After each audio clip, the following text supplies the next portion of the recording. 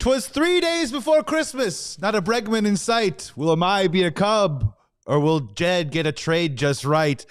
Jed, we beg of you. We've got dreams in our heads. If the Cubs can't get what we want, then we'll just have to do a show instead. It's the CHGO Cubs podcast presented by Toyota, and it's happening right now.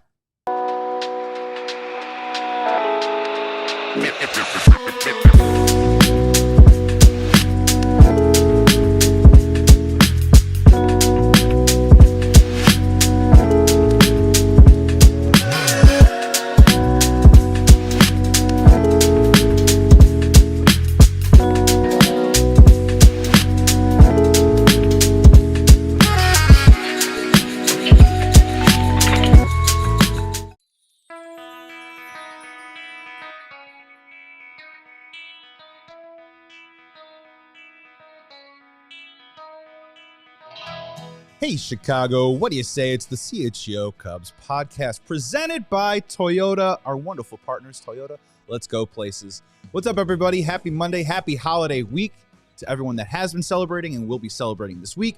Joey Christopoulos here. Jared Wyllys in the studio. First time seeing you in person to do a show together. Can't wait. Super excited. Sean Anderson at the controls. Luke Suckmeyer is either watching this show or he is watching a toilet or a bowl right now because he's under the weather, Jared. It's one of those days, yes. So his loss is my gain. Sorry that you're sick, Luke, but I'm excited to be here. You poisoned him again.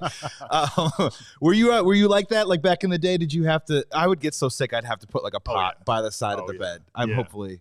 Yeah, you spread out the towels and you get the bucket, and you're just at the ready just in case. Are you a sick tough guy or do you coil up and just go blanket city? I think I'm a sick tough guy, but only out of necessity. It's right. Not really like I want to be the just curl up and just be a total baby about it. But there's something about like fatherhood that just sort of forces you into. There you go. You got to press on. So, but that's the part though, is that you keep getting sicker, right? As the week goes on, because you have to barrel through it until you just absolutely collapse. It's true. I'm kind of a baby, to be honest with you. If I get sick right away, I shut it down. What's up, everybody, into the chat? Gary Ross, Sean, I am always a sicko. LOL. Ain't that the truth, ladies and gentlemen? A lot of topics here on the show today. We are going to talk a little Tatsuya Imai. We're going to talk a little Alex Bregman. We're going to talk some Tyler Austin, so just buckle up and hang in there. I promise you we're going to get to it. But I do want to talk about something that the team on the south side made a move over the weekend, and I do think this is informative and instructive for maybe what's going on behind the scenes with the Cubs. Munetaka Murakami signed a 2-year deal, $34 million with the Chicago White Sox, Jared.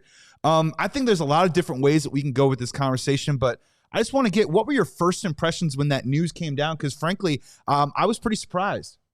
I was as well. And I think the biggest takeaway that I have from that is, and this is more relevant to the White Sox, and I won't dwell on it, but the fact that they're giving a player $17 million a year, because for them, that's not exactly been the norm. And so if you are a White Sox fan, that has to be somewhat of an encouraging sign, or at least I think the optimistic take is that it's moving them in that direction where they might spend a little more on their players. But it's interesting to just think of the White Sox now as being, players in the market just in general for some of these kinds of guys. And this is a player who was kind of on the Cubs watch list, and there was, the potential that he might be signing on the north side instead. And so when you have now the possibility of the White Sox kind of emerging as somebody who can at least give you a little competition for some of these kinds of guys, that's an interesting development for sure. But I think it also speaks to, for the Cubs, just the kinds of guys that they're looking at and what it means for their how they see themselves going forward. And I've found it interesting that they have been linked to some third basemen, because I think that speaks to a couple of different possibilities for directions they can move. You mentioned Bregman at the very beginning, and then Murakami was a target, and he's can play some third base, and so that is something that I think is worth for a Cubs fan to kind of pause and think about. What does this mean for Matt Shaw, or it's trade talks?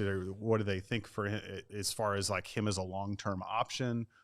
All kinds of things specifically maybe as it relates to him and the trade market. So yeah, there's a lot to unpack there. Yeah, like the part that, first of all, like Sean's producing today. Congratulations, like huge grab for the White Sox. I'm willing to say it here on the Cubs show. I think that was an absolutely great move, and I hope that it's a great success for the Southsiders. Having said that, though, the 2 years, $34 million surprised me, and I'm starting to, as the days click on, and Tatsuya Imai has a deadline now that's January 2nd. Bregman hasn't signed yet. Kyle Tucker hasn't signed yet. Bo Bichette hasn't signed. Numerous players have not come to an agreement yet, and I just keep asking myself, has any player truly gotten what they wanted this offseason so far in terms of either years or dollar amount? And I think the 2 years for $34 million, frankly, I think that surprised me a little bit that Murakami got that short of a commitment. Maybe not the AAV, that 17, 20 million, whatever. I know we're splitting millions here, but the 2 years was what surprised me a little bit, Sean. I mean, I think Cease got what he wanted. The 200 plus million. Alonso's been holding out for a multi-year deal for a while, and he got more than Schwarber. Schwarber seemingly got paid with the 150 million. So I think Alonso, Schwarber, and Cease have gotten paid. The Murakami one is just surprising, as you bring up. It's not that the White Sox were in on him. They talked about, exploring the Japanese market, but I think what probably surprised them, I haven't heard Getz speak specifically about it, was, probably the lack of interest from other teams. The fact that the projected deal for Murakami was around 22 AAV, and it's only 17 million AAV. So does that make Okamoto a cheaper option? If they're in, as Gary mentions, Bregman and Okamoto's deadline's the 4th. Does Okamoto only get like 10 million or something like that? That's where I'm getting at. That's why Gary needs to chill out in the chat, is because I think this is informative for what happens with Tatsuya Imai, Jared, where I'm asking myself a question of, look, they're two different players and they play two different positions, okay? So try and walk with me on this one of, if players, and Murakami is a guy that has polarizing opinions throughout baseball, a guy that had 56 home runs in 2022 and has a whiff rate or a K rate of over 40%. No one knows exactly what to make of him, if his game will translate to the major leagues over here in America. And I feel like Tatsuya Imai, some of those similar conversations are happening. Have you heard those two as well? Is he an ace? Is he a 3-4? What is Tatsuya Imai? Could that possibly be affecting what his previous projections were for a contract? Could that be coming into a play a little bit with why he hasn't signed yet? Yeah, I think there's definitely something to that, because you have more of the unknown when you're talking about a player who's coming over from Japan. That's always the question when you talk about some of these guys, is how much their game is going to translate and how quickly they're going to adjust to playing in the United States, and if they will at all. And I do think the Murakami deal it speaks to the possibility that the cost for Imai might come down a little bit, because you're right, there are some similar kinds of questions when it comes to him. Because if we go back to, the guys like the Cease and the Alonsos and some of these other players, it's such you have very much a known quantity there, where we really feel like we know what we're getting with someone like this. It's of course not like a roll of the dice when you're signing somebody from Japan, but that is, it's just it adds a variable to the whole equation that you've got to weigh that into your offers. Right. And that's part of why I think with Murakami, you're looking at like a 2-year deal for a 25-year-old. I think the timing of that is interesting, because, that would set him up for his age 27 year, which we all kind of know that's prime time. That's prime city. Yeah. Here's 2 years at 17 million a year to go out and show the rest of the league that the power is going to translate, all that kind of stuff. So to bring it to Imai, that's where I think you might see the Cubs get a little creative with an offer to him, where similarly, you're not going to offer him just a 2-year deal, but as we've seen the Cubs do in the past with some other players, let's get a little more creative with building in some opt-outs and giving the player some of that flexibility and the freedom to say, okay, I'm going to sign with you for the potential security of maybe a 5 or 6 year deal, but at the same time with the power to, after a year or two, to make the decision, I'm going to opt out and see what I can get elsewhere. So for somebody like Imai, that could be an incredible option. Let me come over here and pitch for the Cubs for 2 years. And if I think I can go out and get more than what they're going to give me, I can opt out and I can do that. And it's great for the player. Yeah. So Tatsuya Imai, over the weekend, I think over the last week or so, there have been multiple reports that The finalists are perceived to be the Yankees and the Chicago Cubs right now for his services. Again, that January 2nd timeline for him to sign. So we're coming up on it, man. It's 10 or 11 days. And, easy profile on him. Fastball average is around 95.3, can get up to 99. Relies heavily on a slider that some say kind of goes like a backdoor, kind of goes the opposite way of a slider. So I'm like, oh, is that more like a two-seamer? I don't really understand. And then he seems to be kind of a two-pitch pitcher and then mixes in 3 different pitches at a 10% to 14% ratio, which is basically like, if you think about it, in one inning, he flashes a different pitch once or twice each inning to kind of keep them off their heels, the way Matthew Boyd maybe tosses up the curve. If you look at the steamer projection right now for Tatsuya Imai, they have him with an 8-9 record next year, 4.29 ERA, 8.41 K9 rate, 45% ground ball rate, 148 innings pitched with a FIP of 4.22, so right in line with where that ERA is. And a walk rate that's fairly on the higher side, 3.69 walk per 9 rate. He's definitely cut it down over the last couple of years, underneath 2.5 walk per 9 rate the last couple of years, but it was a little bit higher early in his career. So those projections aside, just as a baseball man, what do you make of Tatsuya Imai? What are your impressions of him? Do you like him? Are you leaning more high-end rotation or more middle guy? Where are you landing on Tatsuya Imai? So there's a couple of things that stand out that I like about him. Number one, and I think I've mentioned it before, but number one, the velocity. I'm very much in the camp of I would like to see the Cubs add a power arm into their rotation. So when you get somebody who averages 95 on his fastball, I like that. Yeah. I also like somebody with a high ground ball rate because no Cubs fan needs to be told the quality of the defense that's going to be behind him. So if you have somebody that's getting a lot of balls into the ground, those are going to turn Michelin star infield. Yeah, exactly. Yeah. So those two things I really like about the guy. Walk rate I don't love. That's always, when you start clogging up the base paths and those kinds of things, or getting some longer innings or pitch count, then you're only going 4 innings and you're taxing the bullpen and stuff like that. So that would be something that I would like to see. Maybe if they sign him, they can work on some stuff to bring that down a little bit.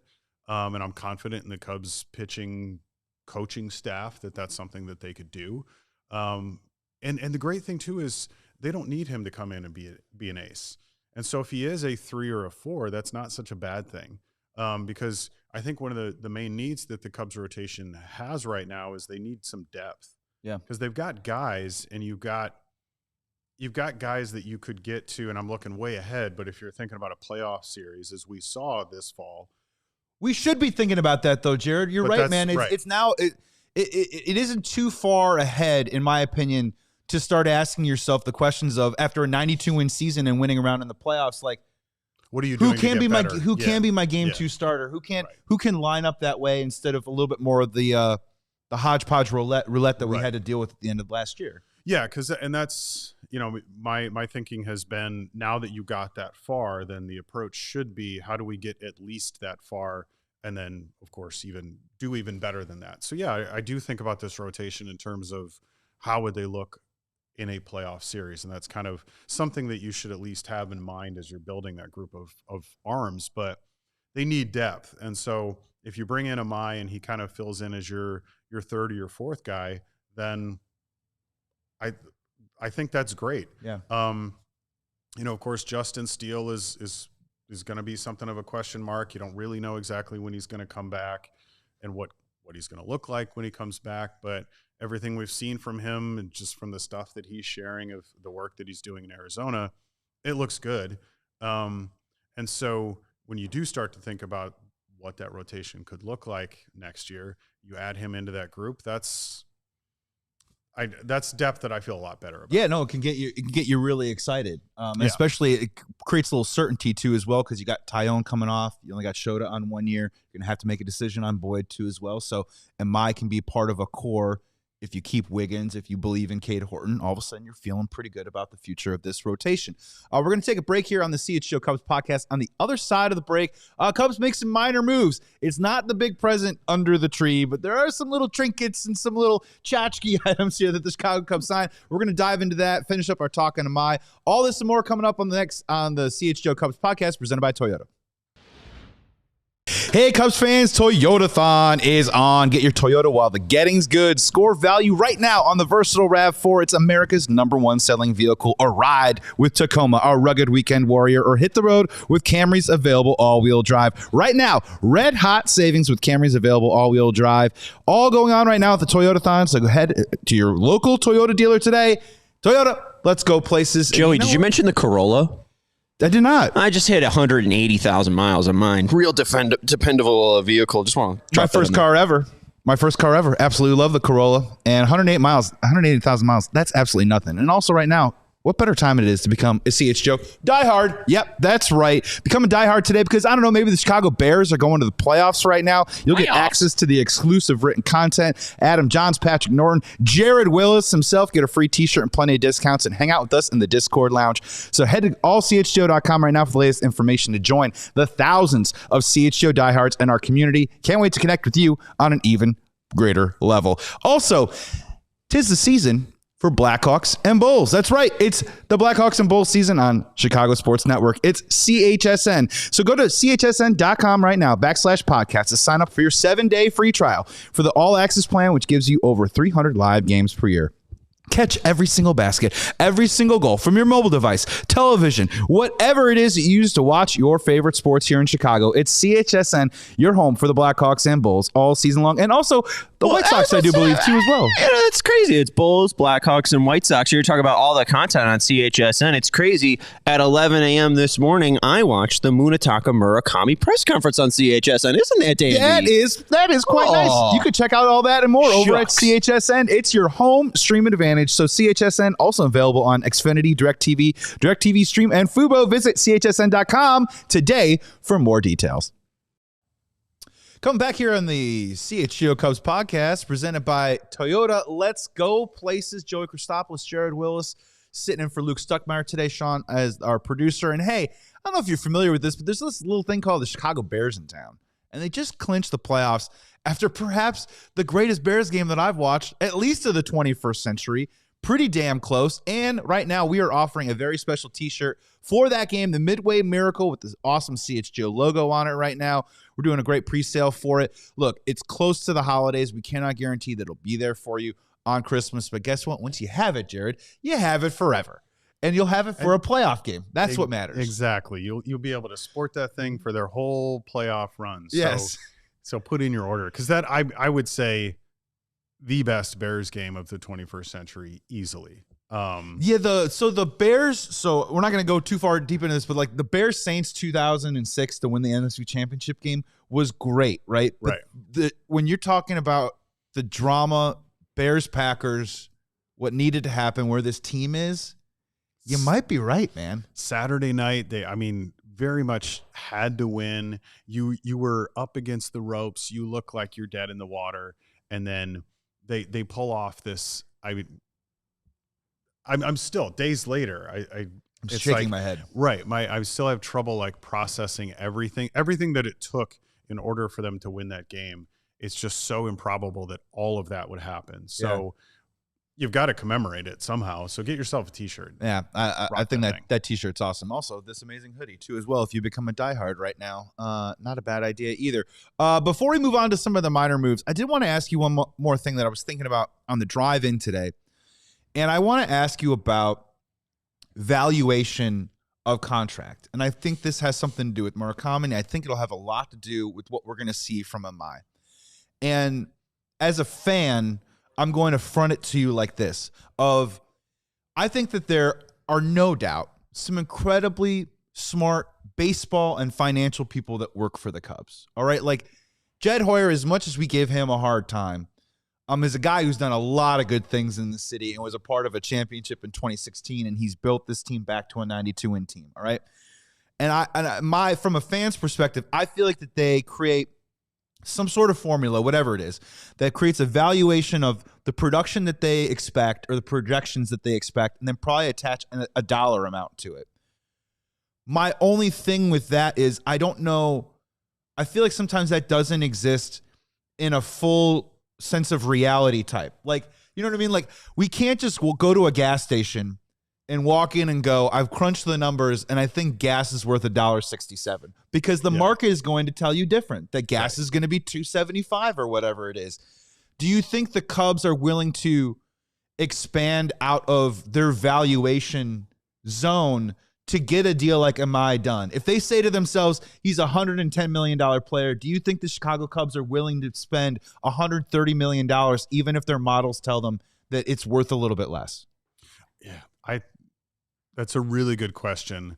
And I like the analogy of going into the gas station because they don't control the market, but they can control what they think they should be paying. Right? Yeah, because there is the reality of here's what the market is doing and here's what the market is dictating versus what we think it's worth. Right. And I would like to believe that there's, in their minds, there's somewhat of a window of like, and that's with some flexibility for, we think it's 110, but how high are we willing to go?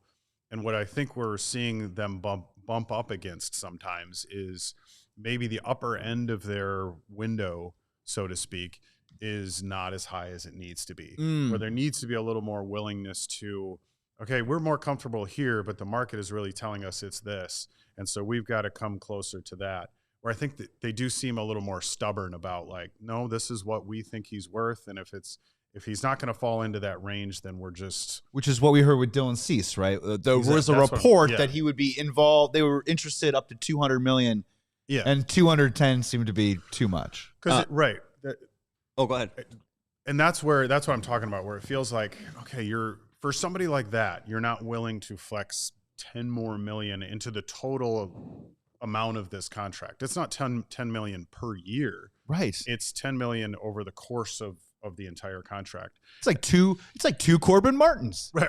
It's like 3 Tyler Austins. It's unbelievable. I just wanted to add too, I forgot about this. There's the posting fee as well if you do sign a Japanese player. I learned that with Murakami. It's not just a $34 million deal. There's $6 million going to the Occult Swallows, making it a $40 million deal. Flat Earth Poker, bring that up in the chat. But also Gary bringing up in the chat, per Jeff Passan, Jeff McNeil is now a Oakland or Sacramento or Las Vegas A. And Jeff Passan says that the Mets will receive a rookie ball arm in a deal that sends McNeil to the A's. The Mets will also be sending cash to help cover McNeil's $15.75 million salary, plus the $2 million buyout on the club option for the next year. So McNeil to the A's.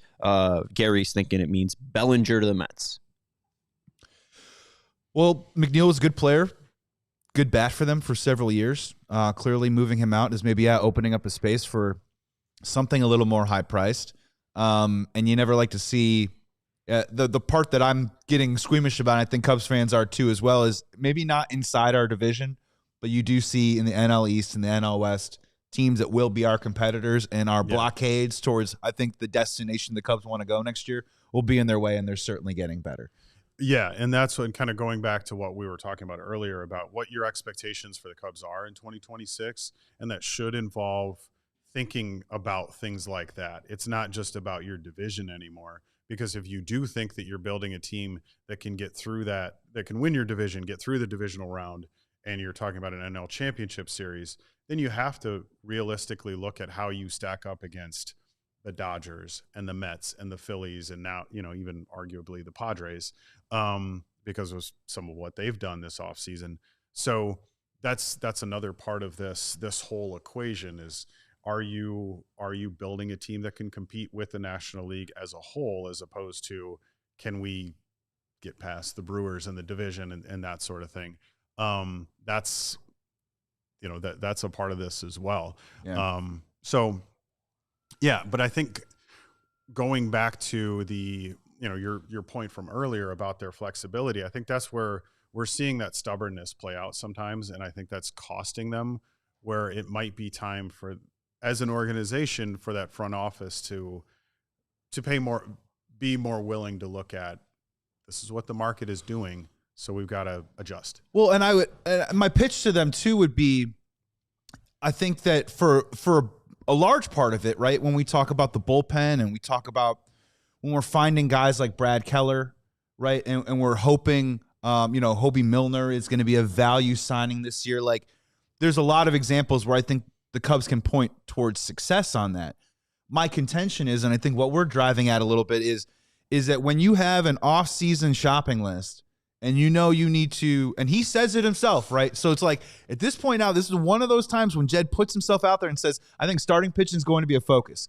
As of December 22nd, with 3 days ago before Christmas, they still have not brought in that starting pitcher, right? So you can have that valuation on the smaller deals and say, yeah, we got a great deal on that. But I just feel like you can't be across the board on that. And when you play with the big boys and you get into those elite players and those top shelf guys that you want to acquire, impact bats, and then frankly, guys that are going to be either on your billboard or in your montage on Marquee Network of, hey, come enjoy the Chicago Cubs because Flash Bregman, Flash Imai. I think that's when you have to get aggressive and maybe, get out of your comfort zone a little bit and try and push the envelope. And if it doesn't match up with your valuation, just understand that the production coming back might be more worthwhile than what's getting pumped out of a financial model, so to speak. Yes. And because I think, and that's a very important part of this too, is thinking about just the marketability sometimes, because you do have a lot of people that they come to the ballpark because they want to see player X. Sure. I'm here because this guy is pitching today. They don't come to the ballpark because they go, the Cubs got him for only $8 million a year. Like, wow. Like, yeah. Yeah. They come because he is a good player who's going to hopefully do something exciting today. And I want to be there to see it. I want to watch this guy, or I'm going to tune into the broadcast because I want to see what this guy does. And going right back to where we started with the Murakami deal, that was for the White Sox, a part of their pitch to ownership to sign this guy was, you got some marketability here where for White Sox fans, where you're trying to draw more people to the ballpark, draw more eyes to the team. This is a guy that can help do that. The Cubs are in a very different position when it comes to that sort of thing, but it is still a part of their equation too, where, you're going to have the banners of the players on the outside of the ballpark. You're going to, in your Marquee Sports Network ad for the team, all that kind of stuff. Like, Imai is the kind of guy who you make a part of that. Christian Bethancourt is not. So I'm sorry you didn't make the cut. Or he's in the picture, but he's like outside the frame. It's his arm. It's like, see, that's my arm there. I'm in the picture with it. I swear I was in there. Yeah. No, look, man, and you're right. And when you do the cliche of like the sizzle and the steak thing, I think the Cubs have plenty of sizzle, right? They got Pete Crow Armstrong on their team. They just went to the playoffs. There's a lot to be really excited about, but I think you need to get the right kind of beef to throw on the grill, the right kind of steak. And for me, it's about fortifying it with what has already been established there. And I keep going back to it, is like the Cubs got a good core of good. I just want to sprinkle a little bit more of some great on top of that. Now, look, I'll tell you this, and I'm just going to throw it out there just because I want to make sure I'm on the record here. Just watching as many YouTube highlights as I can of Tatsuya Imai, because that's really all I have at my disposal. I will tell you, I think the dude passes the eye test. Watching the ball come out of his hands, watching just the general body language of his demeanor on and off the mound, I love it. Like, I automatically think that plays in high leverage situations in September and October in Wrigley Field. And just looking at it, and I don't have the numbers in front of me because they're not readily available because he will be coming over to play in America for the first time. I think the depth on the breaking stuff looks pretty good too. And I think it's going to play at a major league level. So there's a part of me that says, maybe there's a control issue, especially coming over, and maybe there is a transition period, right, between the pitch lab with the Cubs and what he's going to bring with what he's already known his whole life as an athlete. But just looking at the eye test, I think it makes sense, man. I think he can be, I don't know about an ace, but I do think he can be a guy that you can confidently run out there and count on all season long to give you a really good effort and bring a little bit of some emotion and some grit and some passion on the mound. Like, I do like his personality, and I think his stuff, I think his stuff is going to play at the major league level. Yeah, and I think something to add on to that's worth thinking about is look at their track record in the last few years with some of the other pitchers that they've brought in, where expectations were here for those guys coming in, but then the results that we got were much better. I'm talking about even Shota Imanaga, what people thought he would be able to do when he first came over versus what happened. The last 6 weeks of this past season notwithstanding. Or Matt Boyd is another good example of that. Yes. Nobody thought that he was going to put it together the kind of season that he had. And so when you look at that sort of success, that kind of track record, I feel good about Imai taking the tools that he has and coming over and being able to exceed those projections that we heard a little earlier in the show. Yeah, 100%. We're going to take a break here on the CHGO Cubs podcast. On the other side of the break, we're talking some minor moves. We're going to talk Bregman versus Imai, and we're going to get Jared's thoughts here on who he thinks the Cubs should go out there and definitely sign. And we are going to ask this question. What can the Chicago Cubs learn from the 2025 Chicago Bears? All that and more on the other side of the break. CHGO Cubs podcast presented by Toyota. We'll be right back after these messages. Our friends at Sunnyside Dispensary, they're here to elevate your football season because the Bears are going to the playoffs. Sunnyside, it's your home for judgment-free shopping. They have a crazy selection right now with over 100 different strains to choose from with easy online ordering and in-store pickup. It's cold outside, people. If you go online, you can use the code HICHGO and you'll get your 50% off your first 3 online purchases because wherever you are in Illinois, Sunnyside has a location for you. Spots as far south as Champaign and as far north as South Beloit. Stop into the store nearest to you today for the expert guidance from their wonderful staff. And again, 50% off your first 3 online purchases. Don't need to leave the house, only if you use the code HICHGO at checkout to qualify. If you're a returning customer, you can also use the code CHGO50, but remember, exclusions apply. Sunnyside Dispensary, bright buys every day. And remember, it's only for 21 plus or Illinois medical card holders. That's right, Sunnyside Dispensary, CHGO's favorite place to chill out this winter season. Coming up next, another wonderful partner, a CHGO diehard here. We got a question for all those athletes out there. Are you serious about leveling up your game? Because the right coach can change absolutely everything and change your career on a dime. And right now, it's never easier to find one than when you use Eye on the Ball. It doesn't matter if you're a kid just starting out or competing at the top level. You can sign up totally free right now at eyeontheball.net. You just create your own profile, search through coaches in your sport, and boom, they connect you directly with one that's just right for you. So it doesn't matter. Soccer, swimming, baseball, basketball, polo, pickleball, ping pong.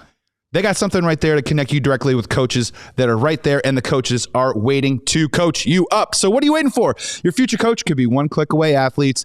Jump on today at eyeontheball.net. That's eyeontheball.net. Find your coach and take your game to the next level with eyeontheball.net, the company created by CHGO diehards, friends of ours, and they could be friends of yours soon. Check it out. Back here on the CHGO Cubs podcast, presented by Toyota, Joey Christopoulos, Jared Wyllys sitting in for Luke Stuckmeyer. You can read all of Jared's wonderful work. Some of it's free, but some of it, if you become a diehard, you get all the exclusive written content. Does great work for the Chicago Cubs and the White Sox. And honestly, I think we're about to have our best season ever. This coming up with CHGO just covering baseball. I just absolutely can't wait. We're moving on here. We're going to get a Toyota super chat in here really quick. Thank you very much, Toyota.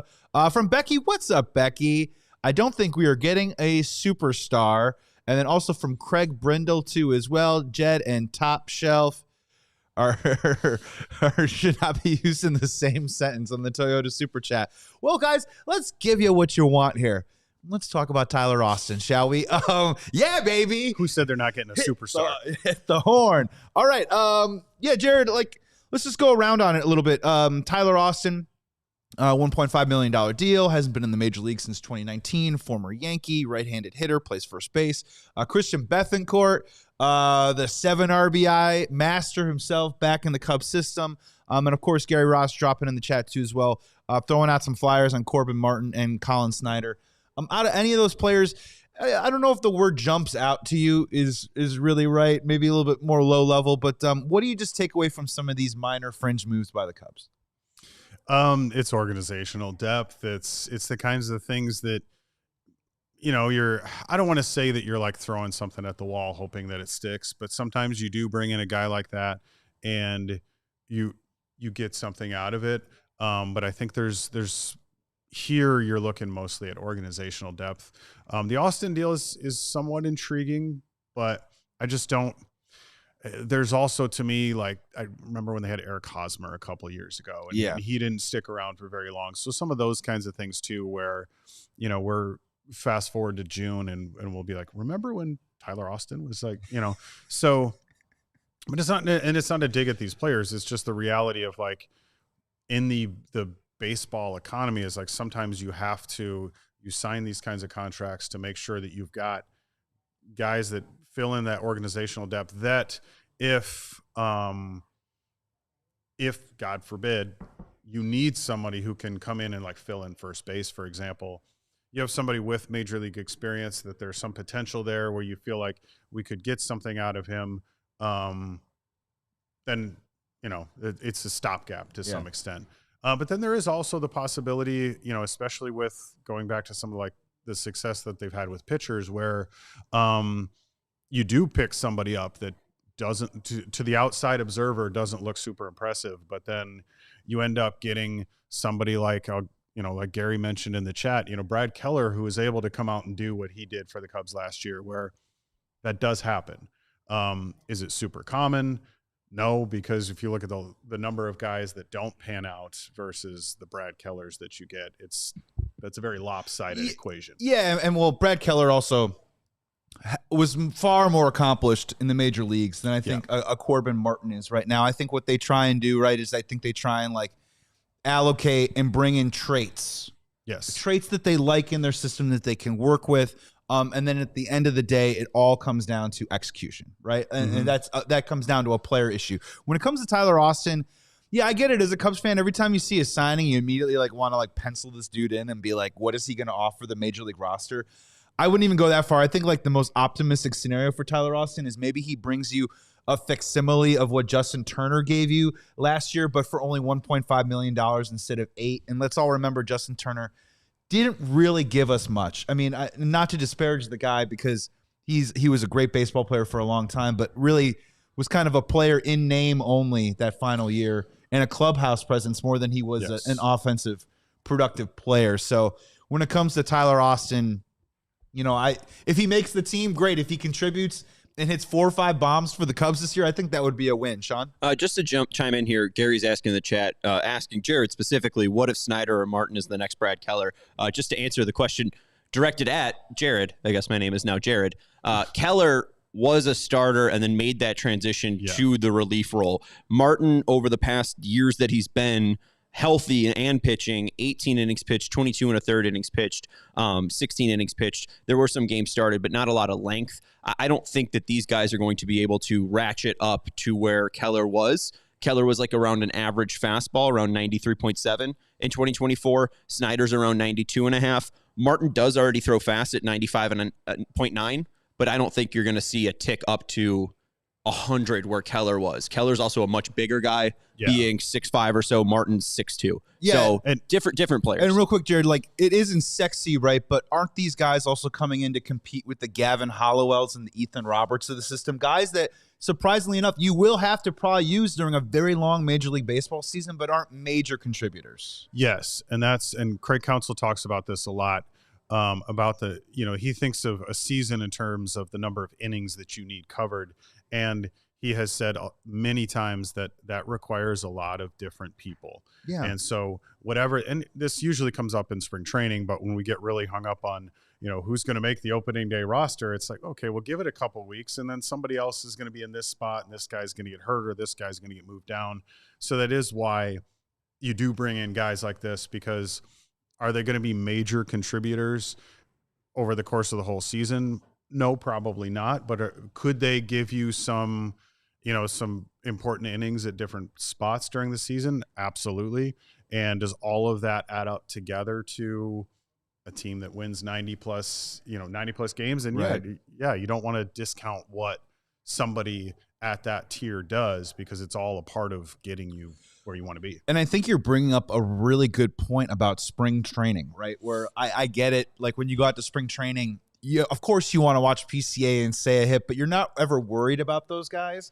If you want to go to spring training and lock in on somebody, you do want to watch the Tyler Austins or the Colin Snyders and the Corbin Martins of how they're performing to kind of gauge, are they going to be able to help us out at all? Mm-hmm. Can they make a team, or can they at least maybe be a part of a depth section or a depth platoon, in AAA that can help you out? Like those are the ones that you maybe want to tune into and say, I'm interested to see, can Tyler Austin be a Gage Workman, right? Yes. Of a spring training and push for a spot and be an option and maybe get an opportunity. That's what's being put out in front of him. But again, I'm just not getting worked up about it because I just don't know if it's guaranteed. Yeah, and I think that's the right way to think about it.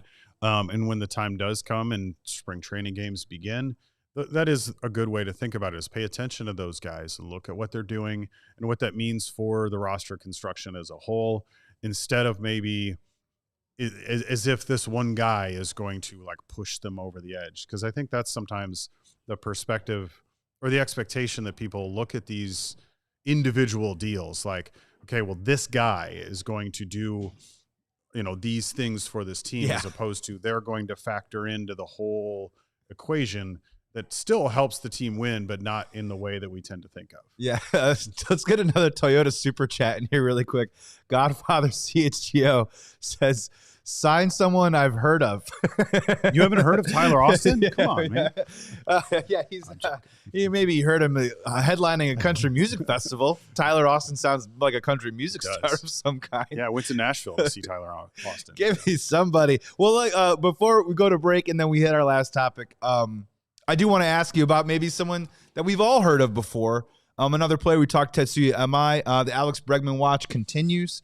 Wilson Contreras, former Chicago Cub and former World Series champion, no longer on the St. Louis Cardinals, so I guess we can get around to maybe borderline liking him again. Off to the Boston Red Sox.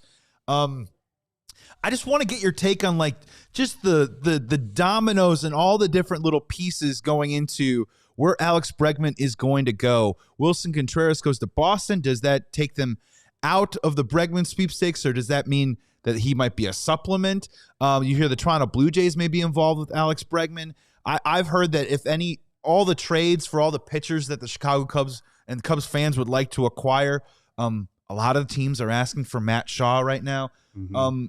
Where are you? Would you like to see the Cubs sign Alex Bregman, and do you think they got a shot at it? I think they have a shot at it. It's hard to say, like, do I want them to sign him? Because, in a vacuum, yeah, of course, because he's a good player who, with the experience that he has, I think what he could do for that roster in terms of like where he's been in his career and what he's gone through. And for a team coming off of a playoff, a little bit of a playoff run that, came up, didn't go as far as maybe we hoped that it would. Bringing in guys like that can help kind of push a team over that next hump sometimes. So when I think about things like that, I say, yeah, I'd love for them to sign him. But then it does force the question of, what does that mean for Matt Shaw? Is he now a part of a trade offer? And because if you do think that he has the potential to be the team's third baseman, in a long-term world, then you don't want to make that move because you don't want to get in his way. But do you want to commit to a guy after one season that was okay, but like, was there anything about Matt Shaw's rookie year that would make you say, oh yeah, we absolutely have to like stick with this guy? Unfortunately, no. Right. I still have a lot of questions with just the swing, like the architecture of his swing. To be honest with you, we get into with PCA, it's like swing decisions, you know what I mean? Mm-hmm. And we get with other guys, we get even into like whiff rate and contact. I think like the way that Shaw's swing is constructed still has me hesitant that he can be able to refine it and get it to a point where he's able to be a consistent offensive hitter. So I have questions personally. And that's an important distinction too, because for somebody who you're working on swing decisions, that's a much, much easier thing to address as opposed to the mechanics of your swing. Because it does get to a point where mechanically you can only take somebody so far. Jason Hayward. You took the name right off of my lips, because they worked on that guy for years and it never really got any better. And so that is the fear with somebody like Shaw, based on what you've seen so far. Is that just going to be the reality? And so with that in mind, maybe then, it is go get Bregman, include Shaw in a trade so that you can bring in another pitcher or something like that. And you're setting yourself up for a team that's going to be even stronger in 2026, which to my mind, that's the ultimate goal. Take your success from this year and then put out a roster that should be even better next year. And I think that'll do it for you. So with all that in mind, I think, they can get him. And Yeah, I think they should get him because I just don't know that based on what we've seen of Shaw so far that I would want to commit there. Right, and maybe make peace with the idea of you're making a valuation on Alex Bregman's contract and he's asking for more. You might have to pay that more if you can use if you can use Shaw in a trade piece that allows you to bring in a controllable starter with a lot of talent that you really, really like, whether it's an Edward Cabrera, Sandy Alcantara, Mackenzie Gore, Cole Reagans, Joe Ryan, who I know isn't on the market, but I'm going to keep saying it and manifesting until it happens, right?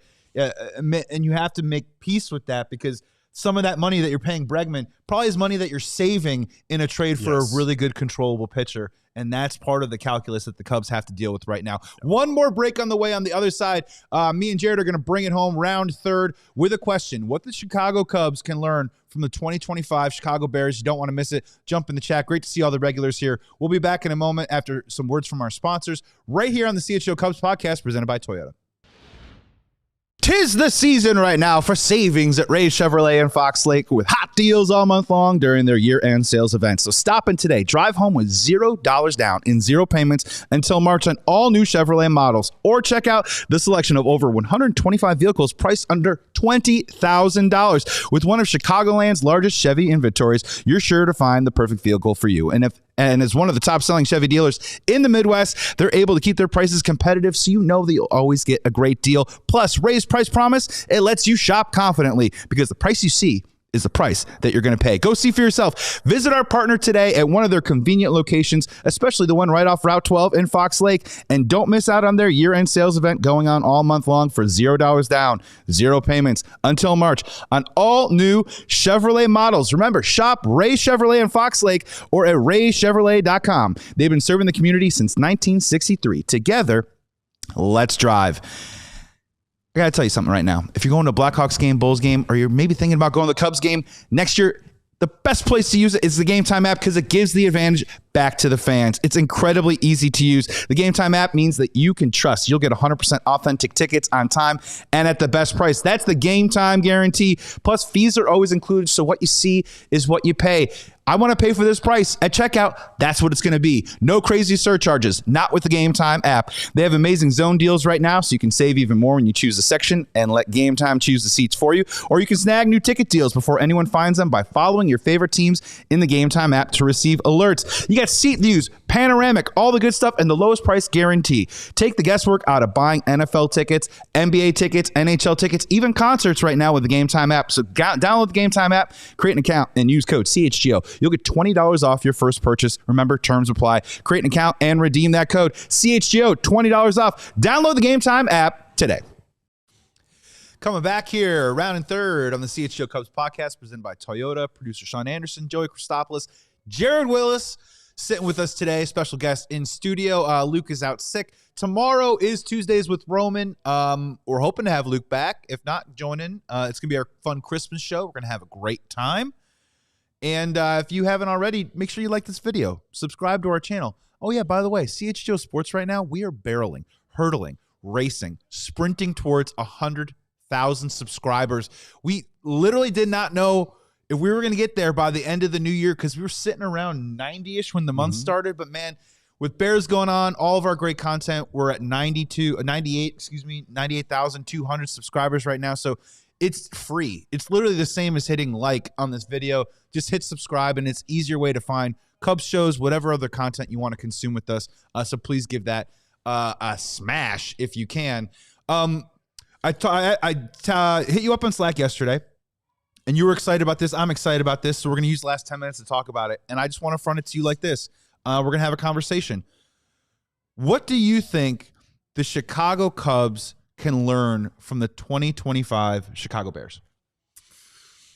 I think I thought about this question a lot because you sent this to me yesterday, and since then I've been sort of mulling it over. And one of the things that I keep coming back to is the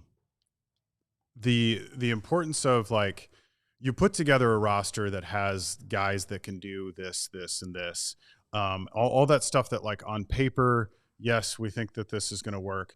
And when it comes to the Chicago Bears, we've seen many times where you have a roster where it looks like on paper this should work and this team should be better than they are, and yet something's missing.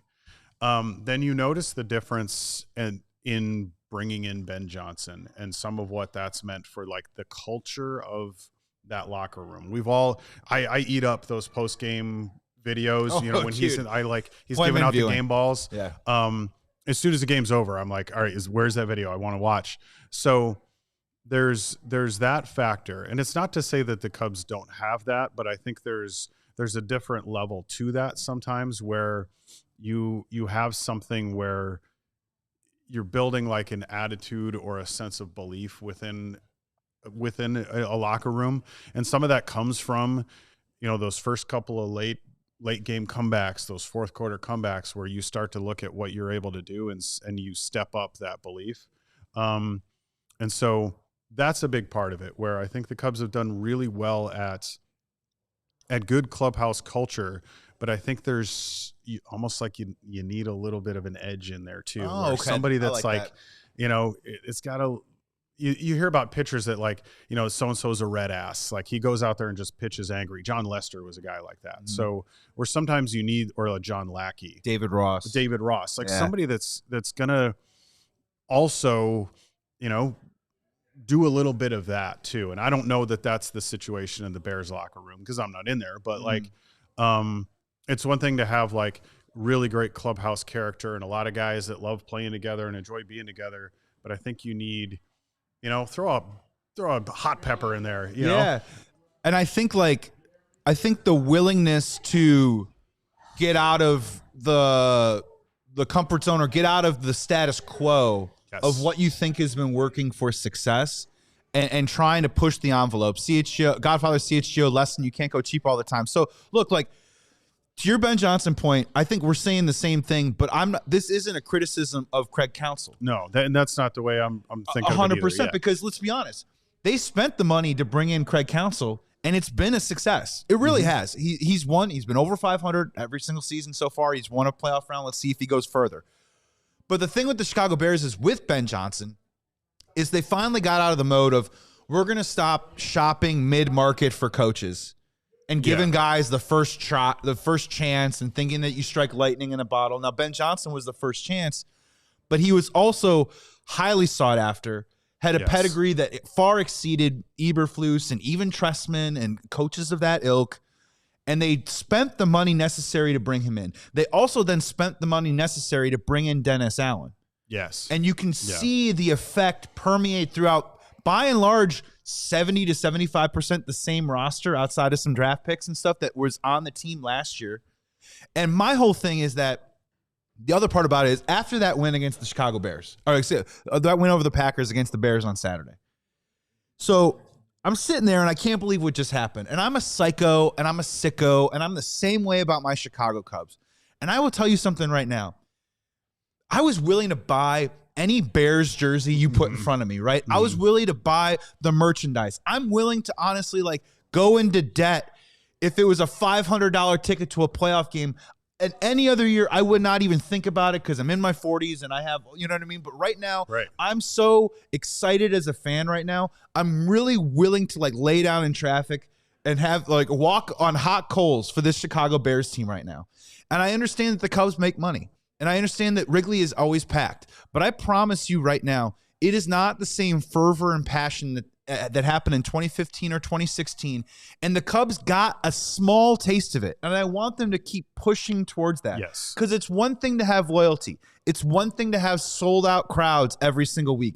But it's another thing that when you say to your fan base that we are rewarding your faith in us by putting the right kind of product on the field to push towards a World Series, I promise you the Chicago Cubs could actually make way more money. They can make a ton more money what they're already making right now. And if you get that passion and excitement in this city of Chicago, which is the greatest sports city in the country, in my personal opinion, that's just fact. That's we will open up our wallets and scientifically proven actually. We will open up our wallets and we'll hand it over harder than we've ever handed it over before. And the thing that they always kind of short a little bit, and we see it in the chat all the time, and Cubs fans in our chat, they are not wrong. The Cubs team is deeply mediocre. They'll never spend. They always have a cynicism about what's happening on the north side. And if you just pushed in and got a little more aggressive and more serious every once in a while, you can actually assuage that and kind of show that they care as much as we care. And when that happens, that's when the money really starts rolling in. Well, and it seems like the Cubs are on the same level as the Cincinnati Reds are. You look at that Bregman story where the Blue Jays, Rosenthal names the Blue Jays and Diamondbacks as front runners for Bregman. And then there's a little tiny note that says, oh, yeah, the Cubs have also checked in. Yeah. It's not that the Cubs are being the most aggressive, that they're there with the Blue Jays and Diamondbacks. It's that they're making phone calls just like the Reds did, to where if it's a Murakami situation and other people are out on him, maybe the Cubs will be in on a Bregman, rather than saying, we need this guy to make our team better. And that's the thing, Jared, really quick, is that it's like, I love the Bears, but right now this season, it is like the Bears, you know, and I love the Cubs, but I want it to be the Cubs. There is another level to this that I think, whether it is through the programming or whether it is through the product on the field, that the Cubs are just, they're slightly missing. And I wish that they had, you know, the confidence to kind of just push it a little bit further down and get a little bit more serious, because I promise you, the fan base will follow them blindly, and everybody wins. And I think that's, because that's probably your most valuable takeaway for them, is where you look at like the biggest name free agents of the last few off seasons, and the number of times where it's like you're kind of hoping that the Cubs are going to be in on them, but it just never. And the difference between, like, to Sean's point, they called and checked in versus like we were aggressively pursuing this guy, right? But then like let's take this thing in for a landing and actually be introducing him at Wrigley Field, and you know, here's whoever that is, because I think, like, going back to what you said about the people we see in the comments, where, you know, this reaction that you're getting from fans is something that you've earned. Like, they're speaking to like what they're observing year after year, and this feeling of like a frustration with almost there, not quite, we didn't quite get this guy, or we had our hopes up for so-and-so, but it didn't work out. And so there is that difference where what the Bears show you is just the level of fervor that you can get from this fan base. And I think I would say a good recent example to go to, because we could talk about 2015 and 2016, everyone knows, but if we go back to NLDS Game 4, that environment at Wrigley Field, I've never seen anything like that.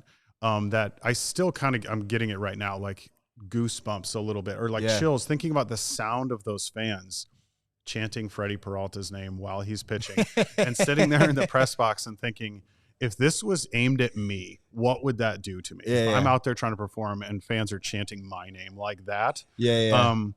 You were great on the post game that night too, as well, bringing that up. That was such a fun show that night too. That was a blast. I remember that.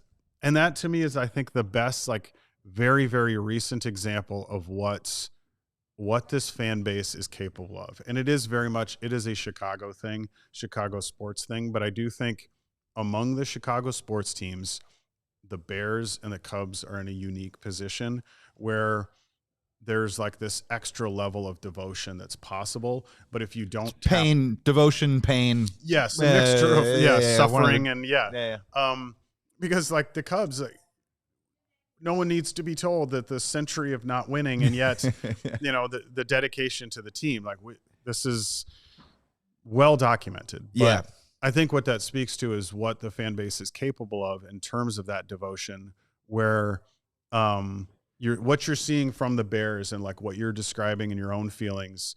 And I have family members who up until this year were sort of a passing interest in the Bears, and that's gone from whatever to like that's all they want to talk about. We're man. Texting each other all the time about it. It's happening at the gas stations, at the 7-Eleven. I'm just, we're all saying just go Bears, man. Strangers everywhere. I'm just saying go Bears. Give it a pound, give it a rock, give it whatever. You cannot convince me. We ran the tweet of it over the weekend that at $250 million, when you're $9 million over the luxury tax, which the Cubs refuse to do, at $250 million, it's a $1.5 million tax. $1.5 million to go just a little bit over the luxury tax to ensure that your team is better next year. I promise you, if you did Bregman and Imai and you went over that luxury tax and paid that $1.5 million, you will make it back 5 or 6 times over easily. You'll make it back in cup spades. snakes or whatever it is. So that's like I said before the show. 1.5 million is 2 major league minimum salaries. That's like that's nothing. Couple Tyler Austins or Corbin Martins and Colin Snyders or whatever it is. But what is the price for putting that out there and really making a run at it? And this city will reward you for it. You know what 100%. I mean? And that's where we're landing on that. We got to get out of here. This was super fun, Jared, man. Thanks so much for coming in. Thanks for having me. We'll do it again. That's what we're going to do. Thank you so much for tuning in, everybody. Make sure you like this video. Check out the CHGO Cubs podcast wherever you listen to your podcasts. And also make sure you follow us on Twitter if you want to. Subscribe to the channel. We're so close to 100K. Shout out to producer Sean Anderson. Happy holidays, brother. Joey Christopoulos, Jared Wyllys. We'll see you tomorrow, Tuesdays, with Roman right here on the CHGO Cubs podcast. And remember, no matter what happens, fly the W. We all silly like the mayor.